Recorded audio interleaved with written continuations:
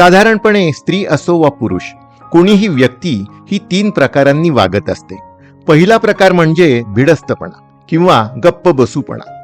बहुसंख्य घरांमध्ये मुलगी जन्माला आल्यानंतर नवऱ्याच्या घरी जाईपर्यंत तिला तिची मतं व्यक्त करू देण्याविषयी उदासीनता असते किंवा तिच्या मतांना गंभीरपणे घेतलं जात नाही. लग्नानंतर तिला नवरा आणि सासरकडच्या लोकांचं निमूटपणे सहन करावं लागतं. या दोन्ही ठिकाणी तिला गप्प बस असा कधी प्रत्यक्ष तर कधी अप्रत्यक्षपणे सांगितलं जात असतं.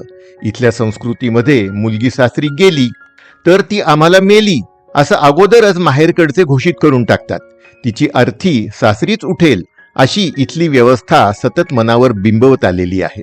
पण गंमत अशी आहे की या मुलींच्या आयांना जे भोगावं लागलेलं आहे ते मात्र आपल्या मुलींना त्या सांगताना शेवटी बाईनं सहनच करायचं असतं असं शिकवत बसतात.